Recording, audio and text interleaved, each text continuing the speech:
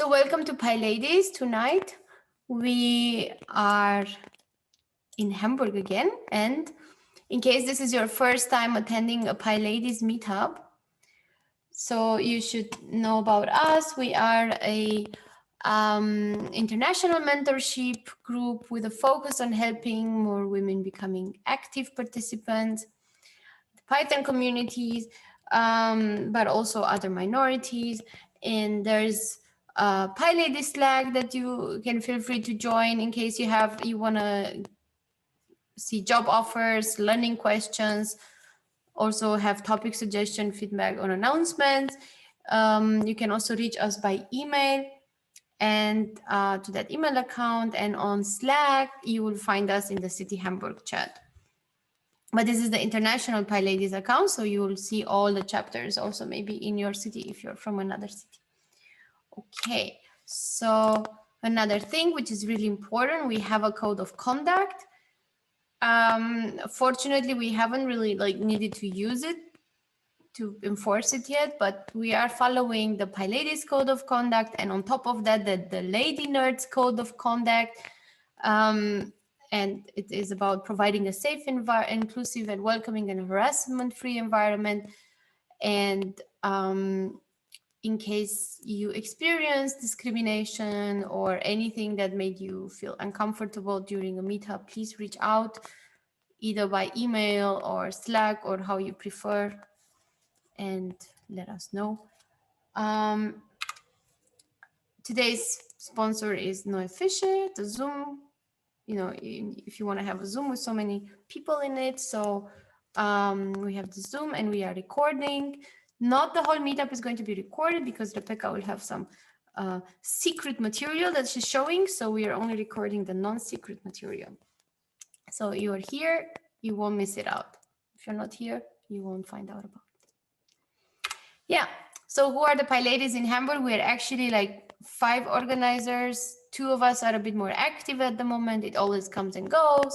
We are always looking for like people to, enthusiastic people who want to like organize stuff or workshops. So yeah, please reach out if you have anything to talk about and you want to have use the PyLadies to do a workshop, to teach something, to use the PyLadies to learn something so you can teach it, or teach it so you can learn it. You know, it's always open. And today's meetup, in case you haven't noticed, is with Rebecca, and it's about psychology and robotics. And Rebecca is going to introduce herself more. She's a PhD student in Bremen and at the Jacobs University in Bremen. Yeah, and you can also find her on Slack. So you can, in case you have questions afterwards, you can always find her on Twitter, on Slack, several places. On LinkedIn, she's not so active because she's not looking for a job. Yeah. Okay.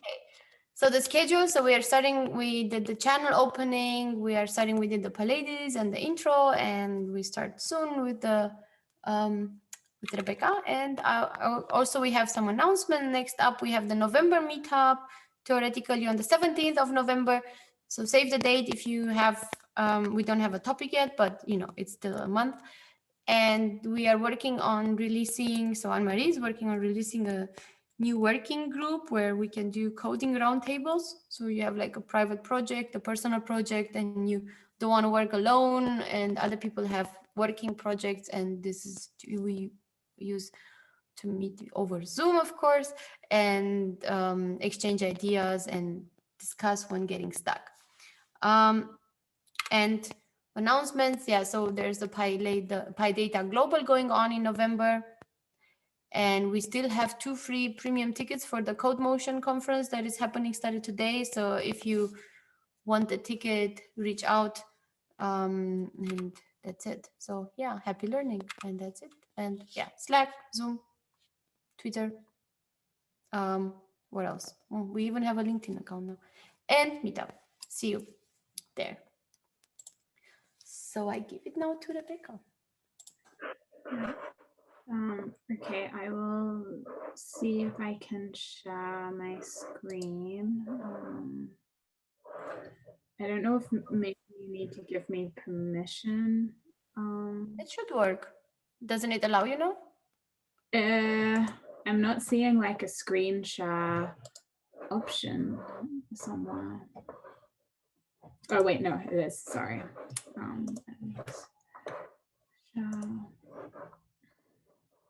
Okay, so can everyone see my screen now? Yes. Are you seeing the presentation mode or the presentation mode? Yeah, okay.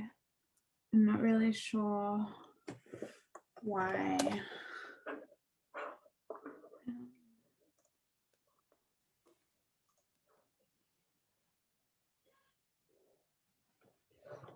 Now we see the presentation. Yes, so it's working. Perfect.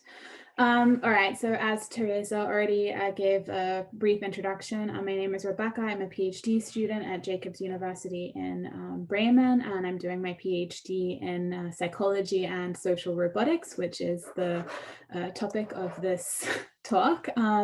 So I'll start with a little bit more background about myself. So I'm from Australia initially. This is where I was born and grew up, and I did my bachelor's degree in psychology at the University of Queensland in Brisbane.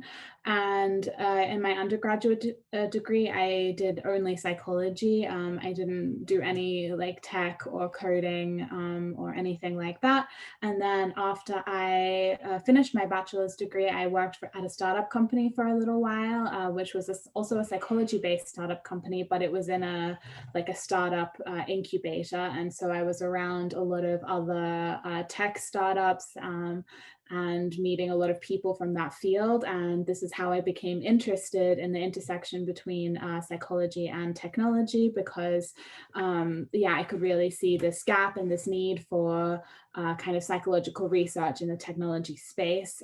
So I decided I wanted to do a PhD in this area. And then through one of the professors I knew in Australia, put me in contact with the professor in Bremen, who is now my supervisor. And yeah, like between 3 months of meeting my professor in Australia, I was getting on a plane here to Germany, and now I've been doing my PhD in here since then. So I'm about 2 years into it, and I have another year left before I'm done. But I'm not going to talk too much today about my PhD topic itself, because this is very in-depth. So I think I'm going to focus a little bit more on psychology and robotics more generally, and then give a couple of examples of kind of interactions that I've done in my work. But I hope that it will be kind of collaborative.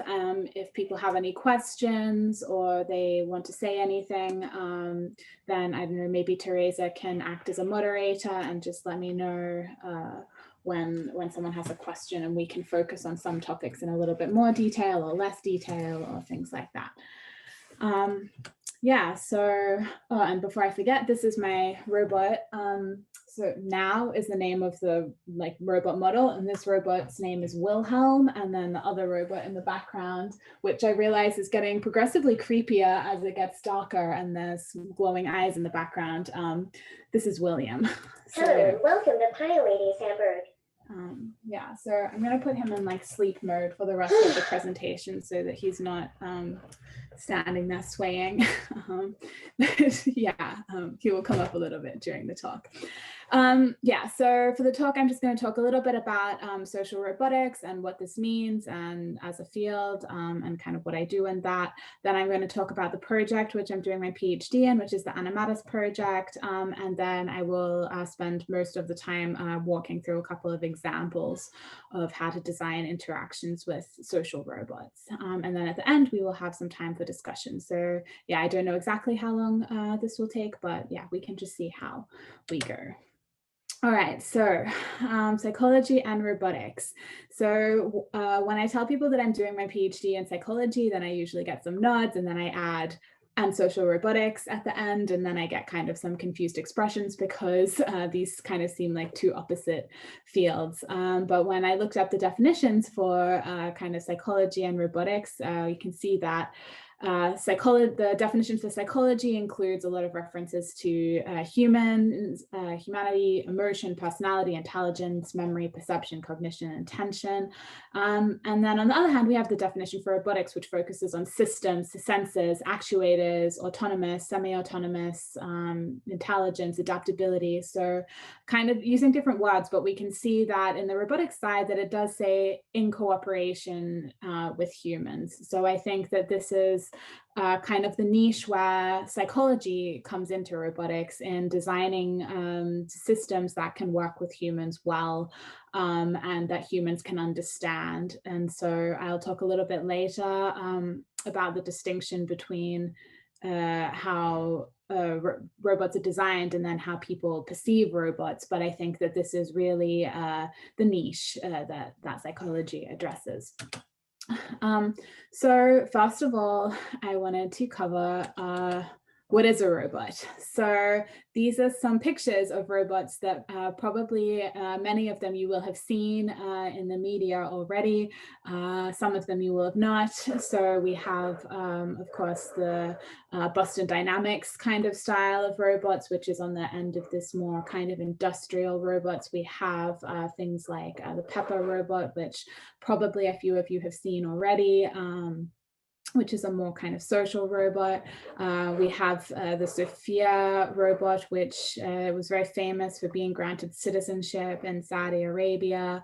Then we have a Roomba, which is also a robot in its own right. And then a few other ones that are on here that I guess people know the names of. But I just really wanted to highlight the diversity that we have when we use the term robot, and that this can mean many different things to many different people. So it's a really big field with a lot of different applications. And actually, when I Googled also robots, I found this website on the IEEE. Can you still see my whole screen, or was it just the presentation? Just the presentation. Okay. Let me see if I can switch Okay, so now can you see this? Yeah, so I found this website which kind of summarizes all of the different robots. All of the Boston Dynamic robots, the terrifying category of baby robots, robots that can dance, robot helpers, robots with interactive bio-inspired machines, lifelike androids, robots you can hug. Yeah, so that was really a lot. So if you're interested in learning about any robots specifically, you can do this. And then they also have this face-off game. So which robot would you rather take for a walk? Which robot would you rather hug? And yeah, anyway, I'm not going to go through all of these questions, but this is a fun game that exists on the internet that you can play if you're interested in finding out more about the different kinds of robot models. So I'll go back to the presentation now. Is it showing?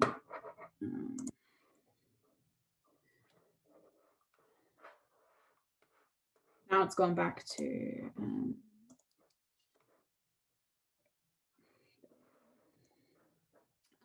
so then we come to social robotics, which is the field that I work in. And as I kind of mentioned already a little bit, this is really focusing more on the human side of human-robot interaction, where human-robot interaction is looking at human activities and environments to inform the design of robots for human use, develop theories, methods, and mechanisms that enable robots to interact with people in good ways, and study the outcomes of interactions between humans and robots. So we can see the word human, people show up a few times in there. And then we have this definition of a social robot as opposed to a more industrial functional robot, which is integrating some of these ideas of having perception, attention, cognition, the ability to express emotions, display behavior and expressive acts that humans can understand and interpret.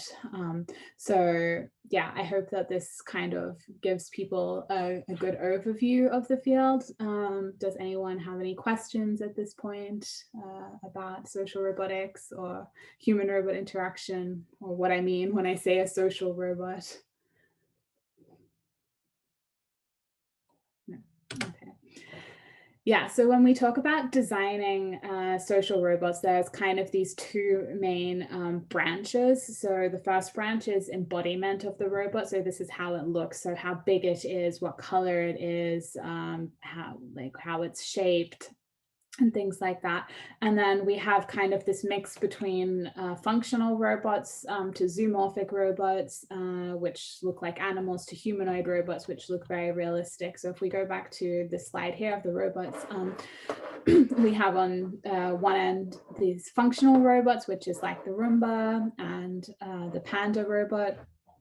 And then we have these kind of animistic robots, which is like the Pleo robot and the Spot robot from Boston Dynamics. And then we have kind of these humanoid robots, which is Pepper, or which is kind of human shaped, but still very distinctly robotic. And then we have like these very human-like robots like Sophia and Fur Hat robots. So there's this whole scale of robots from not humanoid at all to totally humanoid. So in my work, I work with Now, which is produced by the same company as the Pepper robot, and I also work with Pepper as well, but I do not have Pepper in my home with me right now. And I also work with Cozmo, which is the small, tiny robot here. And so this is kind of, yeah, these humanoid robots, but not so human-like. And then the other side of the coin is the behavior. So this is how the robot acts. So in terms of its speech, its gaze, its gestures, and otherwise its interactions with humans. And this is really what I focus on in my work. I mean, the Now robot is a robot that you can buy and it already looks like this. I mean, you can choose which color you want it to be. This one here is blue and this one in the back has red detailing. But other than that, you can't really change too much. So I work a lot on how robots behave during their interactions. And then this is a little video that I found kind of describing the Now robot. So I'm just going to play that and let me know if you can't hear the sound.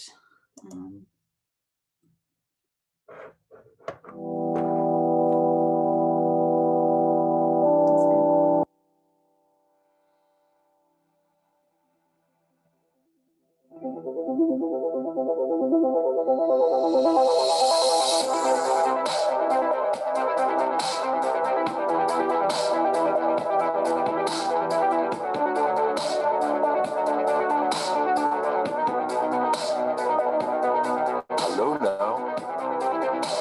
Hello.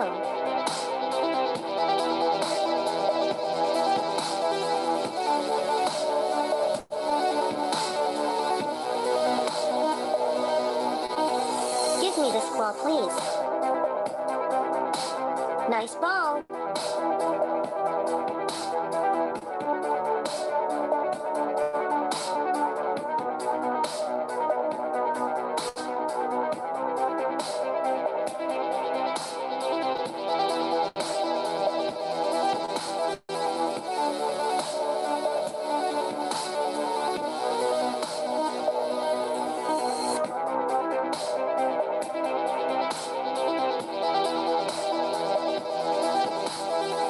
I'm sorry. Are you all right?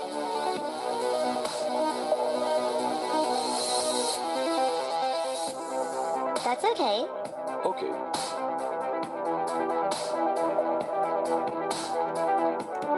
Yeah, all right.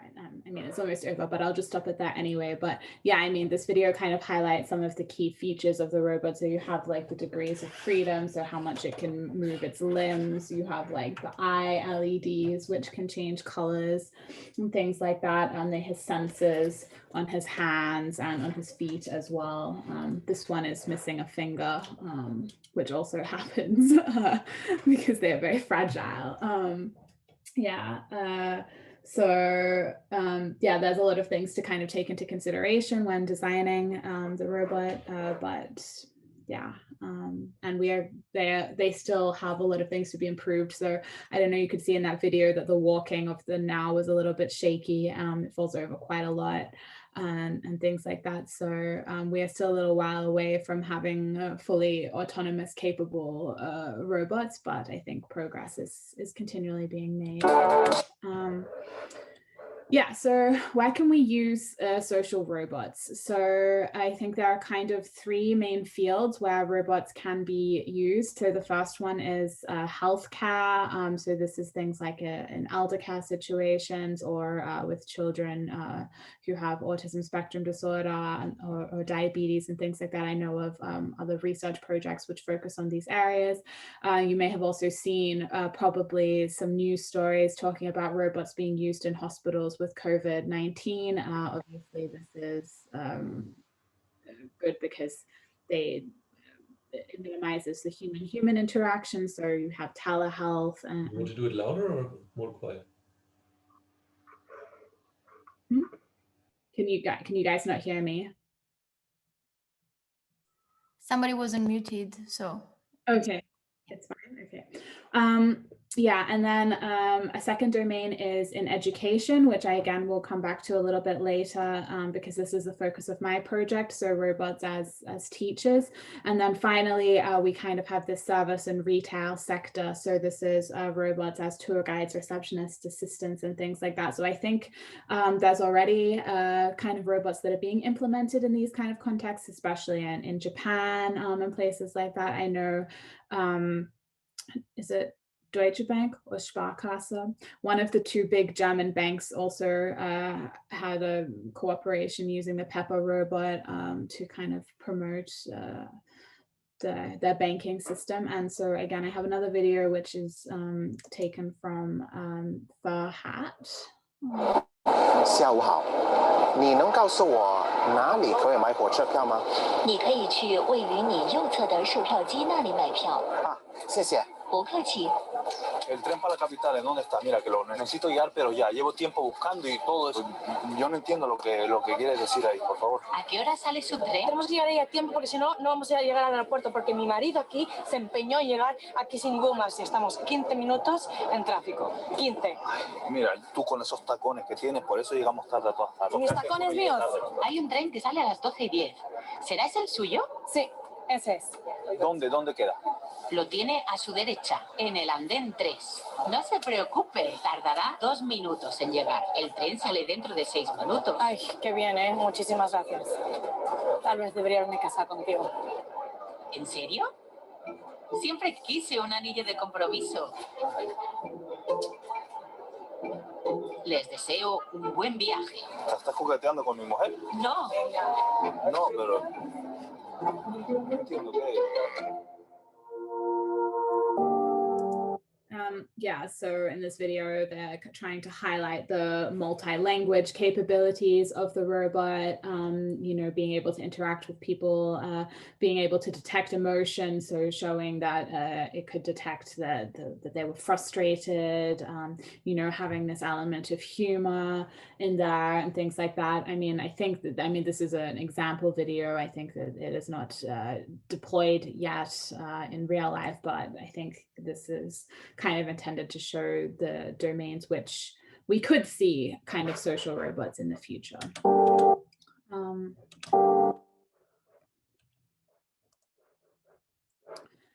So when it comes to programming social robots, I mean, this is not really my level of expertise. I deal more with designing experiments with humans and evaluating people's impressions of robots.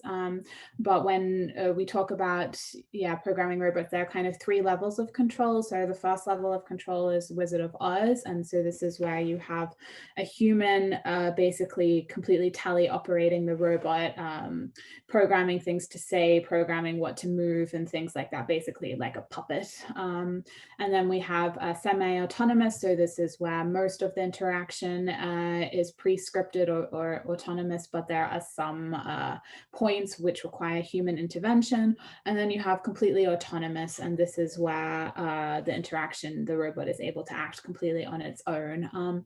So most of the research that is being conducted at the moment, I mean, actually it spans everything from Wizard of Oz to autonomous, but a lot of studies use Wizard of Oz designs because this allows us to test behaviors that are not technically possible yet. So there's still quite a few technical barriers in the implementation of social robots. And so it kind of, by faking it, we can test maybe which features are beneficial to use in robots, and then focus on these more in the development phase.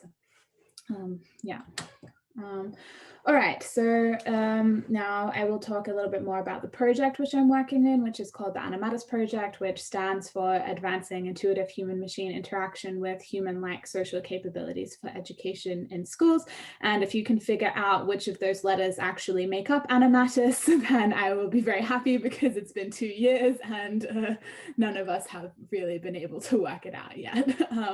But anyway, so this project is made up of 15 early stage researchers or PhD students, of which I am one. And in my project, I'm actually the only psychology PhD student. The rest of them are computer scientists and engineers.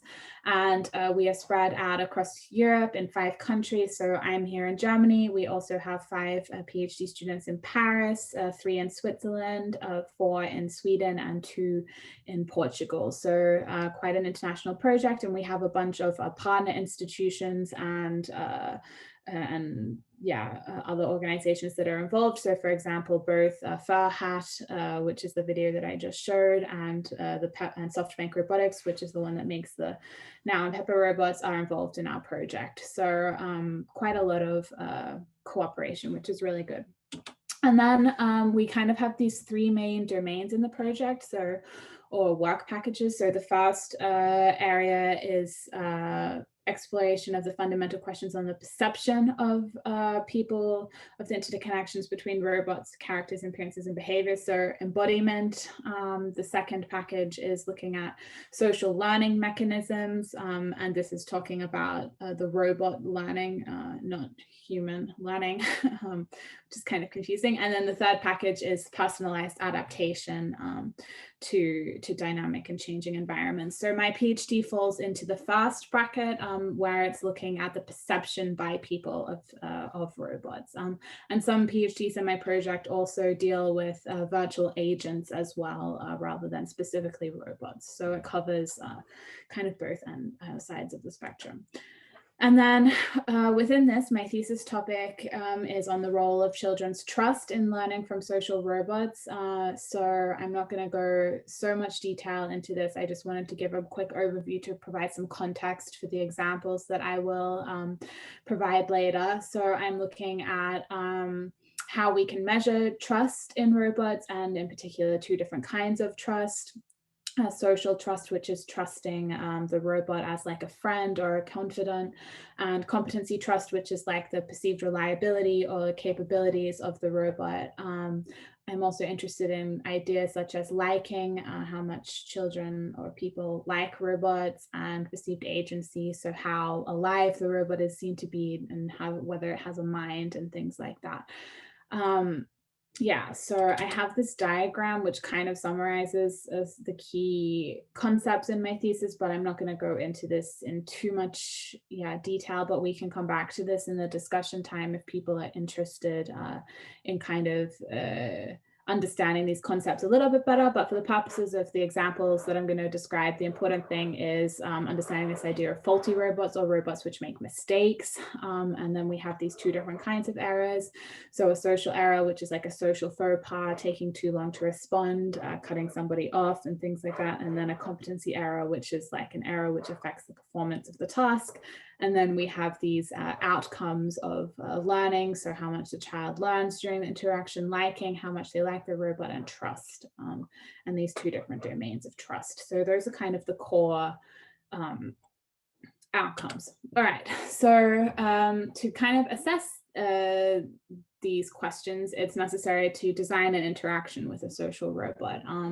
And so the first example that I'm going to talk about is a learning task that I designed. And for this, we actually have two different kinds of robots. So I'm going to show another video of a robot, which I don't have with me here now, but yeah, it's called the Cubetto Robot. Hi, I'm Cubetto, a friendly wooden robot for small hands with big imaginations. When we're together, there's no screen to stare at or reading to do, and I'll help you learn computer programming through hands-on play. My blocks are code you can touch. My board is my control panel. Use the blocks to write programs that help me go from A to B. We'll visit cities, galaxies, oceans. And where we go is up to you. So what are we waiting for? I'm Cubetto. Let's play. Yeah, so this is a commercially available robot. You can buy it on Amazon and things like that. And so we took this robot and designed a learning task with it. Using the control board that we just saw in the video and programming the pieces. So the idea was to target this idea of computational thinking. The foundations of programming, essentially learning that moving one space forward is not the same as turning, that these are separate movements, that you have to program from the perspective of Cubetto and the direction that he was facing and things like that. So they could program Cubetto to move around the space map. And then we also had the Now robot acting as a teacher and an instructor for the task. So we had two turns. In the first turn, Now gave instructions for how to program Cubetto. And then in the second turn, the child was able to program Cubetto themselves. And using this paradigm, we were then able to manipulate how reliable the robot was in the instructions that he gave. So in one condition, he gave correct instructions. So we had Cubetto starting from the rocket, and then he is able to go to the volcano successfully. And then we had an incorrect condition where he mixed up left and right, which is a mistake that many of the children made. And then Cubetto went to the space station instead of the volcano. And then the robot said, oh no, it looks like Cubetto got lost somewhere. My instructions were wrong. And then this is the kind of design that we could use to look at how children perceive robot errors, because it's quite likely that when we talk about robots being used as teachers, that these mistakes will happen. And so it's important to understand kind of how these impact on children's perceptions. So this was the first variation of the task, and then we tested this in Paris last year with about 30 kids, and to kind of see how it worked. And then this was a Wizard of Oz interaction as well. So we had someone completely programming the Now robot behind the scenes. And then, so to upgrade the task, we decided that we wanted to make it fully autonomous, and we wanted to have the two robots communicate with each other. And Cubetto is not capable of doing this. It's just like a wooden block with some batteries in it. So we decided to transition to the Cozmo Robot, which is this other small robot that I have here, which was created by a company called Robotics, which recently went bankrupt, but then I saw just today that they got bought out by an education company. So maybe we will see a revival of Cozmo. And here's a video of the Cozmo Robot.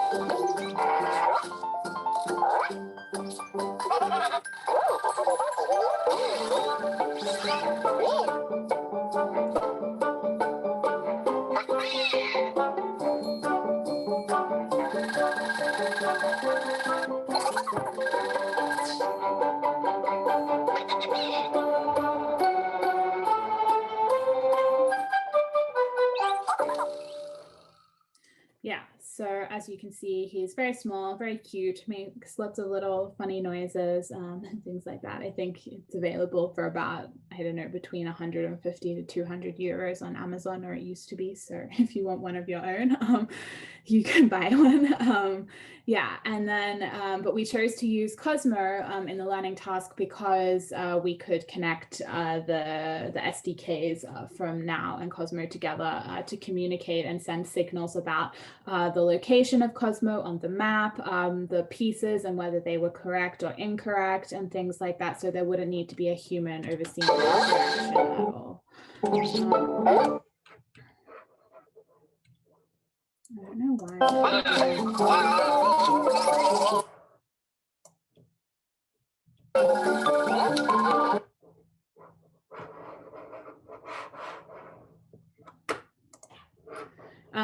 Yeah, so then we created this revised version of the task using Robot Operating System. This, I don't know how technical the backgrounds of people are here.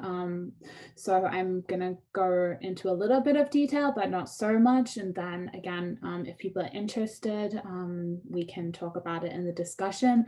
So I didn't write the code for this. I worked with a master's student at Sorbonne University in Paris, and she was the one that did this code. Yeah, so basically we had this interaction of like, yeah, now starting the turn, then telling Cozmo to go from the compass to the rocket, and then from the rocket to the volcano, and then giving instructions, you know, basically the interaction that I just described, but it was meant to be completely autonomous. In the end, it wasn't fully autonomous. It was semi-autonomous because there was some points where it required human intervention, in particular because the voice recognition of Now isn't so great. So we had a point in the interaction where the child had to make a choice. So Now would say, okay, now you can choose where to go between Venus and Neptune. Personally, I prefer Neptune. What about you? What do you prefer? And then the child gives their choice. And then there was the experimenter or myself that listened to the choice that the child made and kind of input this because otherwise the voice recognition of the robot wasn't good enough. Yeah, so this is kind of a screenshot of the beginning of the code. So it required kind of 4 different processes going on. So first, a window to run Robot Operating System. Second, a window to create a subdomain to create the control board on the tablet. So this one here, so we had a problem which this was hosted locally on the laptop, and then to have it on the tablet that the child saw, this required a domain. And then we had one terminal for the for Now and one terminal for Cozmo. And then I don't know how familiar you guys are with virtual environments, but then we also had to use virtual environments because Now uses Python 2 and Cozmo uses Python 3. So these were just some of the problems that we came across when designing this interaction. But we managed to get something working in the end.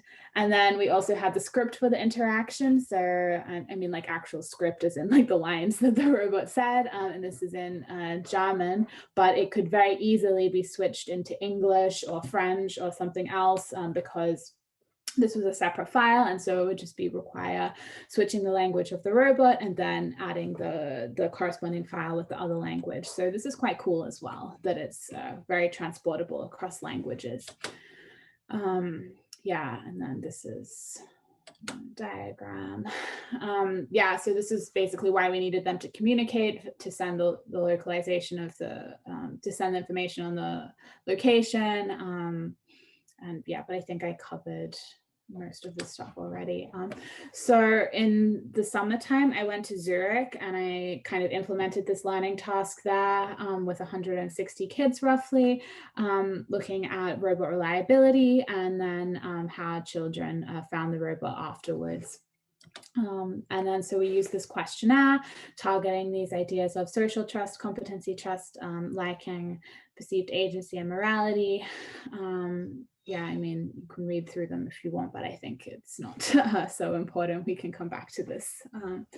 People are interested. And then, yeah, we had this preference test, which I already mentioned before. So choosing between Neptune and Venus, and then also looking at the children's gaze behavior, and then also some self-disclosure questions. So seeing how much children talked with the robot. Okay, so the next slide is the super secret material videos that we will need to pause the recording for, Teresa. Yeah, so the gaze, the gesture of the robot, the proxemics, so this is the distance or like the personal space between the robot and the human, and then verbal cues, so social dialogue, so saying things like we instead of I, or I like that too, and kind of things like that. So we manipulated all of these things, and then the next slide is more secret material. So sorry, I probably shouldn't have said record. At the end of my presentation, yeah, I hope that I didn't get too lost and we can have time to go back to anything that people want to follow up on. But yeah, basically, as I think I have kind of hinted at a few times, like, yeah, social robotics is a really interdisciplinary field, and it really melds computer science, engineering, psychology, interaction design, kind of linguistics, yeah, user experience, all of these cognitive sciences, education, pedagogy, like all of these different things can come into it.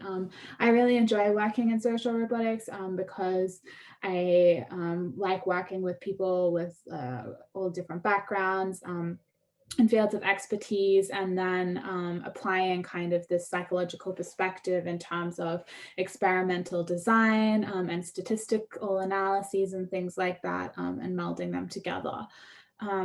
Yeah, so here's a list of my publications that I've done in my thesis so far. So if you're interested in reading up on some of this work in a little bit more detail, or if you're more scientifically oriented, like reading research papers, then these are here. But other than that, yeah, that's kind of it. Thank you.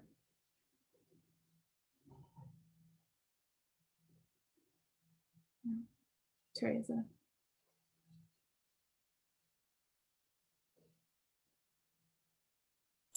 Thank you. That was awesome. Like, I didn't know anything about the topic, basically. Yeah, I'm sorry if I think I kind of went into maybe too much detail in some places, or not enough detail in others, but yeah, I don't know if anyone, yeah, has any questions, then feel free to ask them now. Yeah, so the idea of it was to use the rest of the time to basically have a discussion, to have questions, so don't be shy. If you have any questions, just unmute yourself and ask. And otherwise, I have questions. I have a question, if that's okay. First of all, thank you. It's an amazing job you're doing. Very inspiring. And I have a question. Do you just program the robots, or you plan to use some sort of reinforcement learning for them so they will get better on their own? I don't program the robots, so I usually work with other people in my project to do this. I don't think that, I mean, at least in the stuff that I'm working on, we don't really do this kind of higher level machine learning, reinforcement learning kind of programming. It's not connected usually to the internet at all. There's like, so there's none of this like data privacy problems coming up. Well, I mean, like, they're connected to the internet, but not like, you know, sending this data away or things like that. So normally it's just coded in Python, and then we just run the script, and then there's pre-specified points during the interaction, where things happen. Okay. Yeah. Thanks.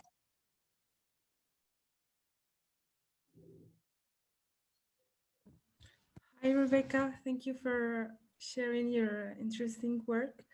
I'm a PhD student too. I work on human-robot interactions, but mainly from in marketing. So I try to see how people react to robots in service settings. And I really liked representation. I really see that there are many opportunities in this field when we collaborate with the engineers and people from different disciplines. Because personally, I feel really a little bit blocked in my research because I am the only person working in robotics in my in this research center, and it's a business school, so we don't have many collaborations, and it's very good to work on the literature review, but when it comes to experiments, the availability of technology is very important. Yes. So I don't know if you have any advice on the field experiments, on the methodological part in order to find collaborations with companies or to.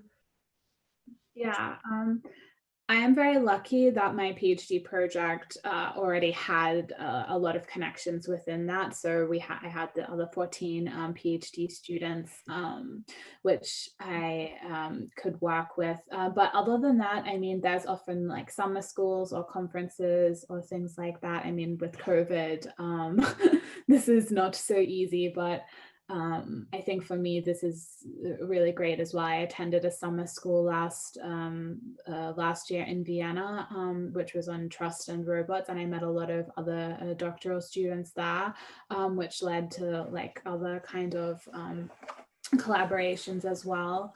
Like when I went to Zurich, one of the girls there was also in Zurich and things like that. So I mean, I think other PhD students are the easiest way in, I guess, but it can be very difficult when you don't have a starting point. But I highly recommend Twitter.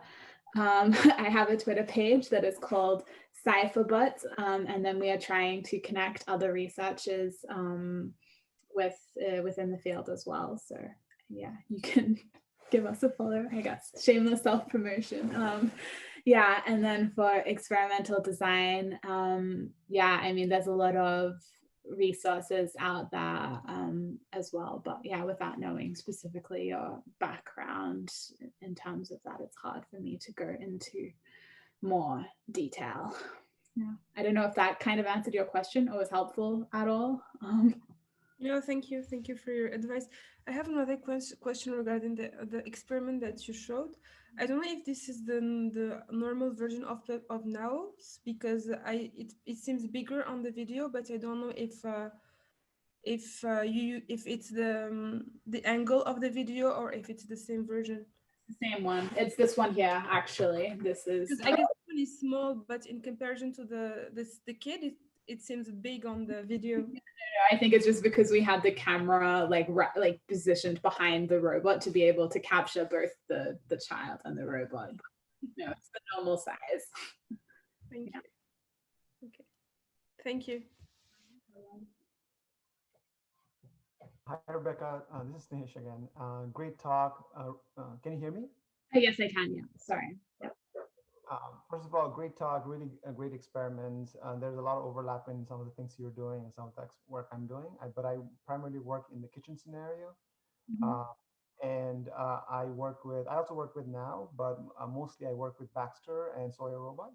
Okay. And one of the questions I did have was one of the challenges, even though I'm a robotics developer and I also have a psychology background. One of the challenges I did have when I did a lot of my experiment was getting the robot to actually do the things you want the robot to do. Yes. And as you add variability to it, it becomes more and more complex to add these behaviors to the robot.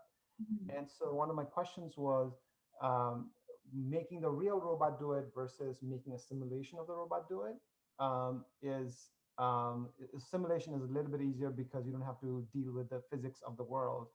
I'm not sure, one of the previous people who asked the question, maybe they want to look into simulation version of the robot, which is a little bit easier to acquire and do experiments with and and create the scenarios that they want to. But my question for you was, in your experiments, at least in the instructional experiments where now was giving the instruction for the kids to program the robot, how would it be different, or if there would be any different, whether the real robot was providing the instruction or there was a screen and a robot was on the screen providing instruction? Can you provide some insight and maybe justification on why you chose the real robot versus a simulation of the robot? Yeah, this is a really great question.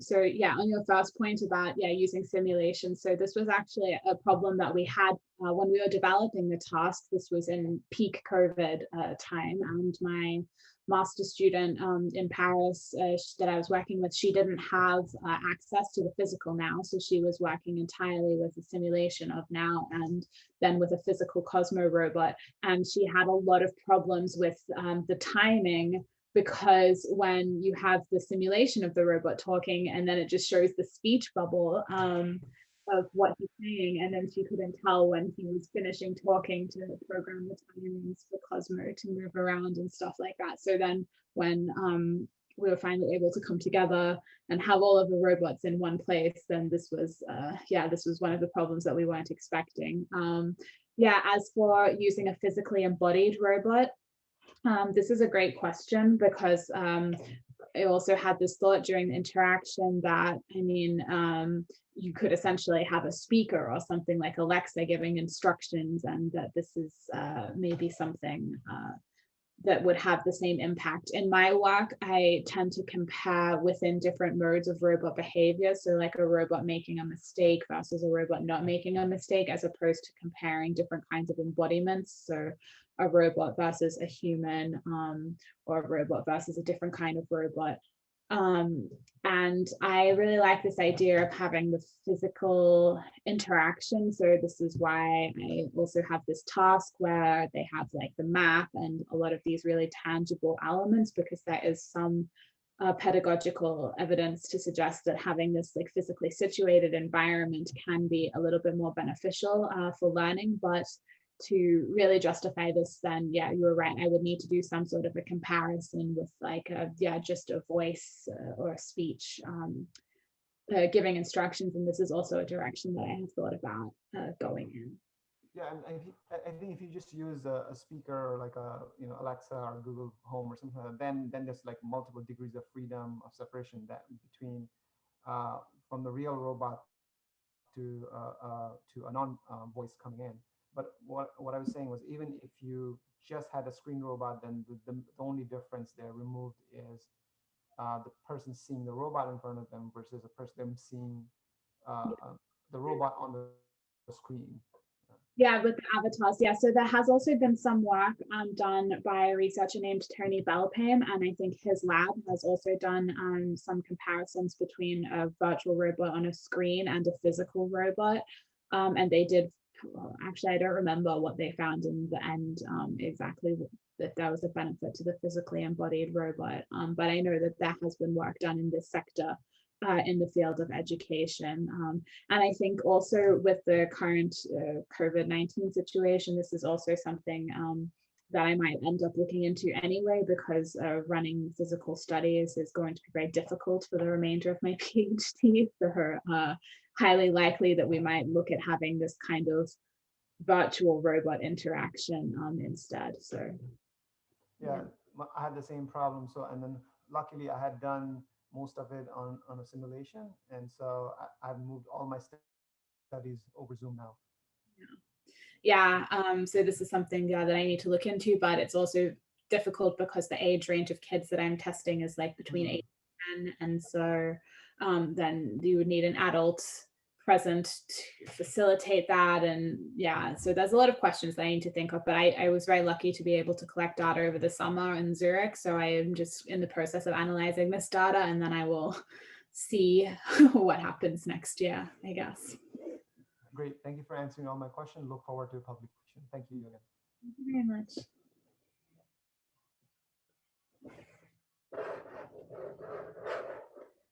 I saw there was some messages in the chat. I don't know if, yeah. Oh yeah, I can stop sharing the screen. Okay.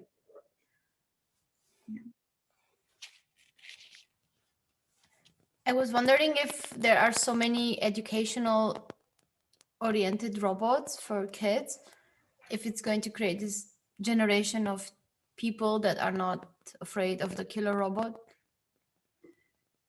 Yeah, so actually, there was a gal that I knew in Australia that was also doing her PhD on child-robot interaction, and then she was doing this kind of comparing the benefit of robots versus the benefit of tablets versus like physical interaction, because, you know, when computers and tablets started becoming popularized, there was this huge idea that was actually detrimental for children's learning. And then she found that actually maybe now this curve is being overcome because children are growing up being exposed to these technologies of touch screens and computers and things like that. And now we are seeing a little bit of a robot deficit where the robots are maybe not so helpful because children don't understand how they work. But maybe as they become more popular, then we will overcome this as well, because children will be familiar with it. As for killer robots and they becoming desensitized, I don't really think that this is an issue. I mean, I think this has a lot more to do with media portrayals of robots rather than real life interactions. But we did have a lot of kids asking really interesting questions about the robot and what it could do. Like, you know, it was sitting down during the entire interaction. A lot of them wanted to know if he could walk. They wanted to see him walk, or it was really hot and he had flies crawling on his face. And then one kid was like, why isn't he like brushing away the flies? Yeah, and things like that. So I think that they are a little bit more flexible with their attributions of robot aliveness than adults, but yeah, I think there's still kind of this understanding that it's a robot, that it's a machine, and that kind of thing.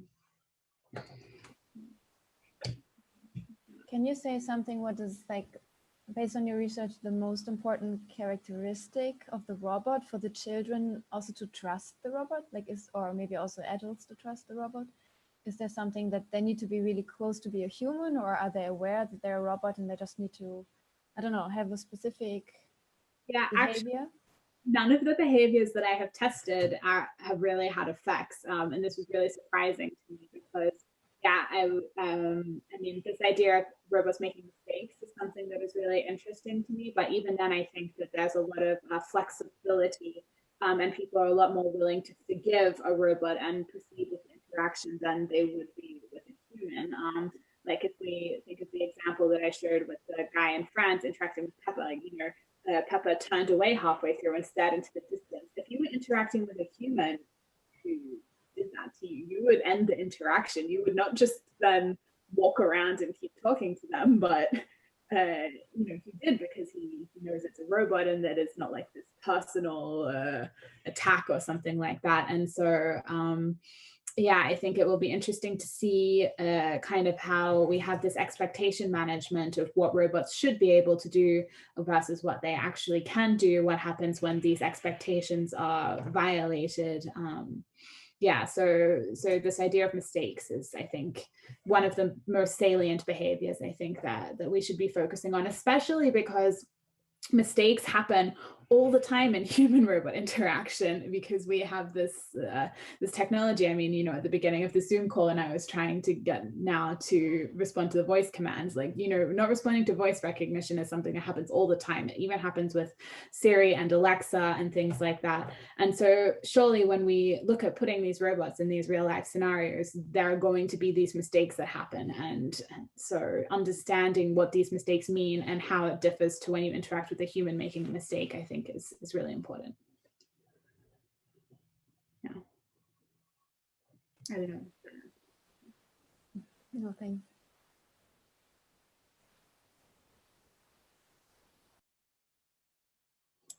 When you designed the experiment with the kids, with the robot making mistakes on purpose, did you change the order on when this is happening? If the first interaction with the robot was a mistake, or like at the end, the last interaction was a mistake? No, so it was like half-half. So they either interacted with a robot that made a mistake during the robot's turn, or they interacted with a robot that didn't make a mistake. I have also thought about creating variations of the task where the robot has multiple turns and then it makes like 1 mistake, 2 mistakes, 3 mistakes, or no mistakes, and comparing like the frequency of errors and things like that. But yeah, this was kind of my first big study, so there's a lot of future research questions that can come out of it.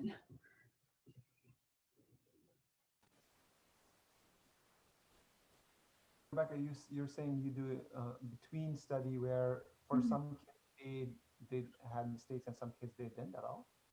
Yeah. Okay.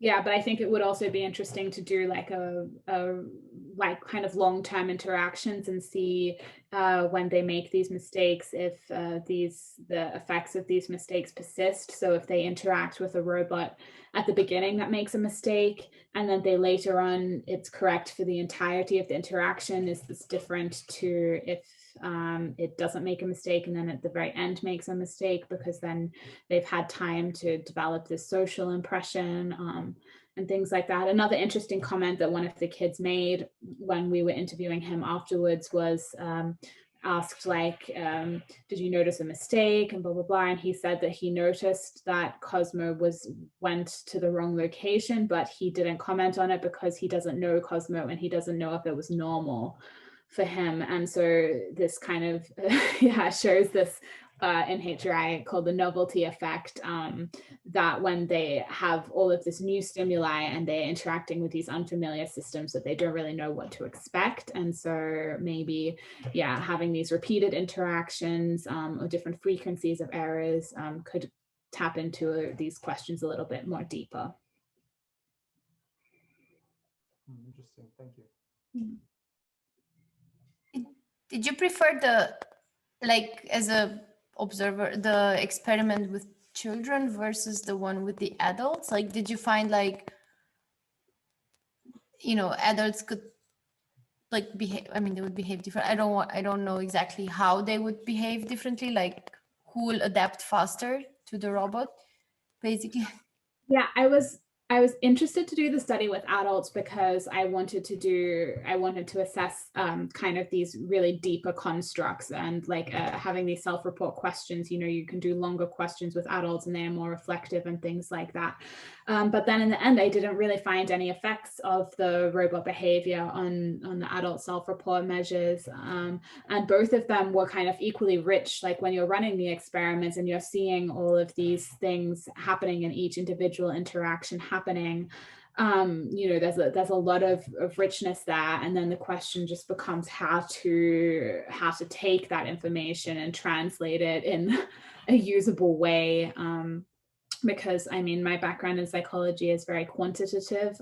So, lots of, survey questionnaires and quantitative data and statistical analyses. And I am not very experienced with this qualitative analysis.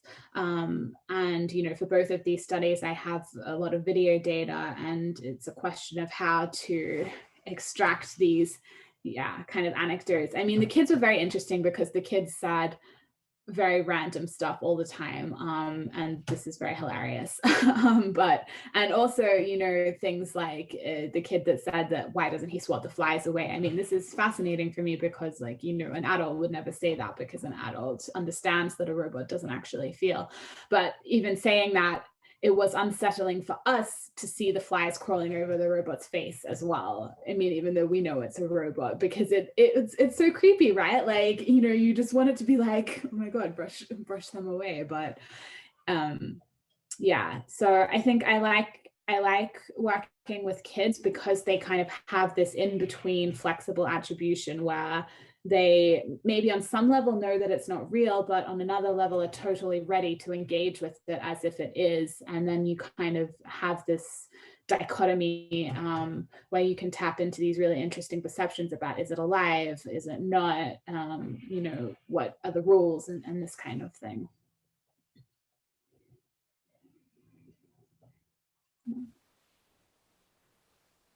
how do you usually deal with the, or maybe you can tell me if it's really the case that children are just excited about the robot, and maybe what they say is like just the consequence of their excitement. So based on this, maybe the second question, how do you evaluate the data? Like you said, you do a lot of quantitative analysis. Now you have the video, so maybe you can say a little bit more about this. Yeah, so I think the really important thing in future studies will be to have long-term interactions or repeated interactions, because I think having this be their first and only interaction with the robot, there's a lot going on. So it's the first time they've seen the robot. They have a lot of questions like, can it hear me? Does it walk? Can it dance? All of these things. So for most of the camps, we did like an introduction phase. And so the first day of, I did the experiment at sports camps. So on the first day of the sports camps, we would bring the robot, and the robot would give like a little spiel. It would wave and say, hello, my name is Now, welcome to the sports camps. And then he would do a dance. So some of the kids had seen the robot. Then on the other hand, sometimes I felt like we disappointed them a little, like they were so excited to come interact with the robot, and then they have this game and they have to program pieces, and it was kind of hard for them to understand, and the robot wasn't really responding to them. And then I felt like by the end, maybe they were a little bit less enthusiastic than at the beginning. So yeah, the novelty effect though is definitely a very real concern, and whether these opinions and this data that we analyze after a short 10-15 minute interaction is really going to be representative long term of what children think of the robots.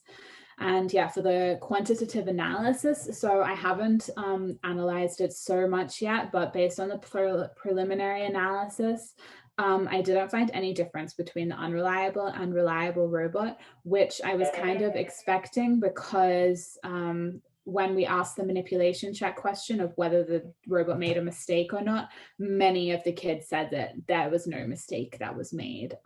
So they weren't really noticing that the robot was giving incorrect instructions, which was really interesting. I have a few ideas as to why this is, like maybe there was too much going on. Maybe the fact that he said he made a mistake was kind of like an apology in some sense. So they already moved on and they were like, oh, a mistake was made, it was fixed, and then everything is fine. Yeah, so, and then also, I haven't looked into the differences between like the trust variables and everything so much yet, but yeah, the main finding was that there was no difference between the correct and incorrect robot. Yeah, I mean, you didn't really did you make it through the experiment a thing for the kids that they have to win the game? No, there was no consequences to whether they got it correct or incorrect. They just had, 3 turns and then that was it. So, yeah. So if it wasn't like a very competitive setting, then the mistake was not costing. So yes, exactly. So this is also something that I have talked about with my supervisors. So yeah, adding some point system or something like this to highlight, to make the mistake more obvious, because in the end we cannot assess the effect of the mistake if it is not realized the mistake is being made. So this is obviously something that is really important, to make sure that when a mistake is made, that this is actually noticeable. Yeah. I have, I would imagine, you said 30 kids, or like you also you had like 100 and something kids, 100 and something adults for the adult experiments, right? Yeah. In all of these, you collect a ton of videos, and then I specifically had this issue, and then I'll tell, maybe I can talk about this offline. But how did you annotate your videos? If you want to kind of talk about that a little bit. Yeah, so for the study that I did in Zurich, I'm working with a research assistant there. And so we kind of have 3 different levels which we are analyzing it. So the first one is the self-disclosure phase at the end, when the child is answering the questions to the robot. So the robot asks, what is your favorite color? What is your favorite place? What is your favorite animal? And then we are coding both the intimacy level. So saying something like, because I like it, is not very intimate, doesn't add any extra information. Saying, I like a dog because I have a dog at home. This is like a very personal disclosure, so it's a little bit more intimate. But saying I like dogs because they have 4 legs, this is a fact, so it's not super intimate. So we are coding all of this information to see how much they disclose to the robot.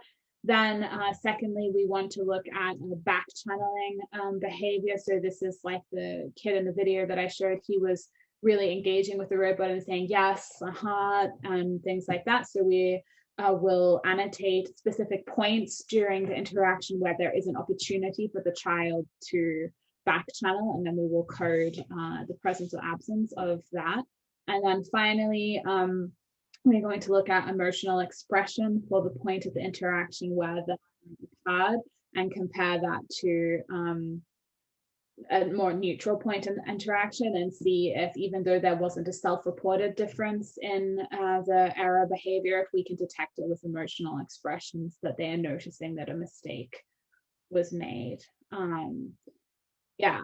And then for the study in Paris with adults, so I worked with a guy also at SoftBank Robotics, another PhD student, and he is kind of has more of this background in user experience.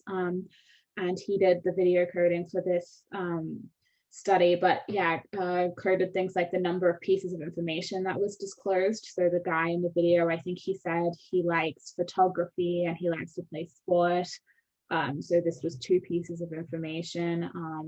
Then the length of time that they spoke during that phase, and then as well as also some back channeling behavior, whether they waved hello and goodbye. So basically identifying specific behaviors of interest and points of the interaction where these were likely to occur, and then looking at those instances, but nothing really very high fidelity. Okay, cool.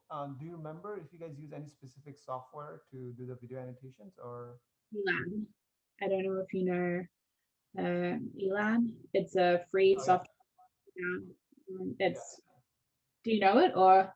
Yeah, actually, the reason I was kind of even bringing up was like, I just submitted a paper to Kai where I created I needed a very specific things that I wanted to do, and none of the software really offering, and there a lot of these are very outdated. And one of the top 5 softwares I compared was Elan as well. So okay, and I think we were not doing very high level analyses, so Elan is fine for that, or even just like Excel when it's counting the number of times that something happens. But yeah, I can see that yeah, there's a need for kind of this video annotation data. And I think, you know, one of the other PhD students in my project, she is working on like kind of software to identify engagement with the robot. So looking at the face and identifying points like, you know, where there is engagement or disengagement, and this is all automatic, which I think the stuff like that could be really cool. Yeah, Elan is great. It's really good. Just wanted to know which one you guys are using. Thank you. No problem.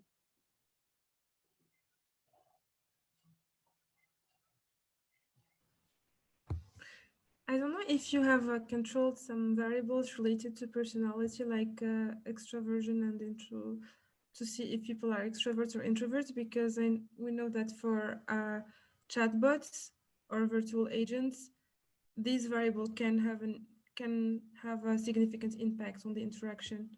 Yeah. I don't know if this is relevant for robots. It definitely is, and I know a lot of people that do this kind of work, and in particular the introversion and extroversion comparison. For me, this is kind of like a funny dichotomy, because I always say that psychologists go into human-robot interaction because they are interested in the robots, and engineers go into human-robot interaction because they're interested in the people. So when I work with engineers, they are really interested in these questions of like introversion and extroversion and stuff like that. But for me personally, I don't find it so interesting to look at these questions of, oh, is there an effect of personality? Is there an effect of, you know, gender? Is there an effect of age? Because you can't change these things about somebody. I mean, you can't change someone's personality. Maybe you could program a robot to adapt to someone's personality, but I also have I personally have reservations about the validity of using personality as a construct through which to structure interactions with. So I prefer in my work to focus on manipulating elements of the robot rather than measuring things about the people. But this is definitely still a flourishing area of research, and I think a lot of people look at this personality matching in particular as something which is interesting. Yeah. So yes, I have considered it, but no, I don't do it in my work. I have a very important question. So I have realized that getting one of these robots might be the best Christmas present that I can get for someone who's having headphones now. And the one that you said that they went bankrupt is, I checked, it's not for sale anymore, or it is like used and it's like 200 something. It's a bit too much. Are there any cool robots that one can also like program a bit with like change that like you want to do reinforcement learning and whatnot that you can recommend for like home use? They don't have to be huge, but they have to be cute. So that one was cute because it was doing all the beep, beep, beep noises. Yeah, this one. Yeah, that was, yeah, and you can't buy it anymore. Yeah, okay. Yeah, if you can't buy Cozmo, as I said, very important question. December, winter is coming.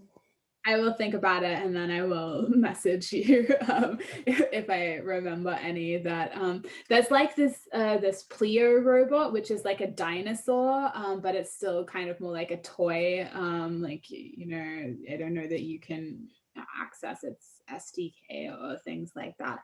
The now robots cost about 6,000 euros. I don't know if they're available commercially. This one, Cosmos, I don't know, proxy. Yeah. I don't know. Anyone else who works in robotics know of any?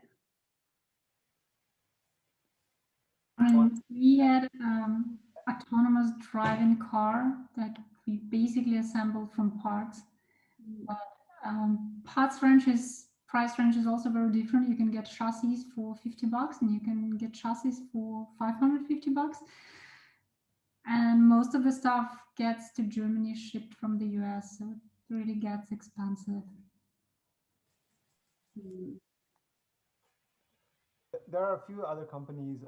One is called, if you go to robotshop.com, you can find a lot of these things. But there's one called Wowie. It's a RoboMe robot where you can put your phone on the robot and then you program on the phone, use the application to kind of program the behavior of the robot. And then I think at least the latest one, they have one called Robot Buddy. You're able to customize, you're able to kind of program their face and has a separate remote control. And there's another one in robotshop.com called DFR Robot. That one's also, there's actually a ton of options for beginner robot and with a lot of interesting games that they can play while they learn. And also you can also start off with some application which is similar to block programming.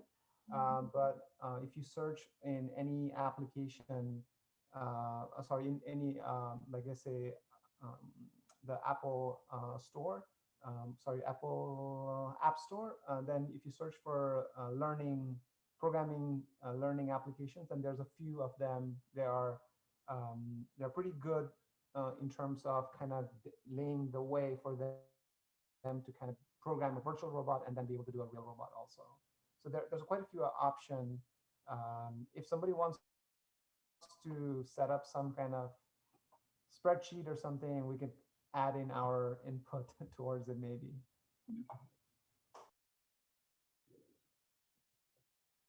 You can hold on to Cozmo and value to appreciate.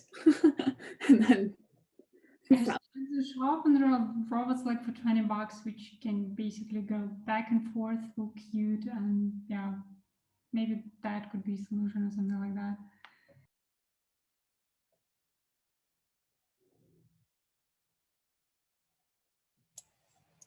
Nice. Didn't know there's a robot shop website. Yeah, there's also my supervisor has like this this tiny robot that's like essentially like a spherical ball, and then you can program it around with like an app. And yeah, I don't know, but I don't remember what the name of it is, but I will find out. And he also has like a miniature Star Wars robot, so I'll ask him since he has a lot of tiny robots. That one's called Spiro, actually. Oh yeah, Sphere. That would. Oh yeah. There are a few people endorsing Sphere. I found it.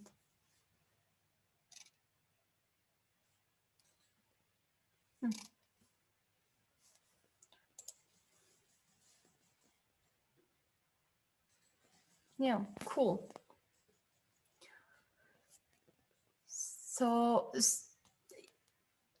if you want to stay in touch, I say with Twitter, or you can also join the PyLadies Slack if you want. And I think, yeah, this is just the beginning of us having robots at PyLadies. Next time, I don't know, Rebecca is gonna do something hands-on, an experiment with all the meetup participants. I don't know. I'm just I was sad because I was like, oh, if this meetup was in person, then I could bring the robots and like show the task and everything. And then I was like, can I screen share running the code? And then I decided that was too difficult. So yeah, but thank you all very much for attending and listening, and for the really great questions. Yeah, as Teresa said, you can reach me on Twitter. I don't think that I put my email address anywhere on my slides, but you can also email me. I can just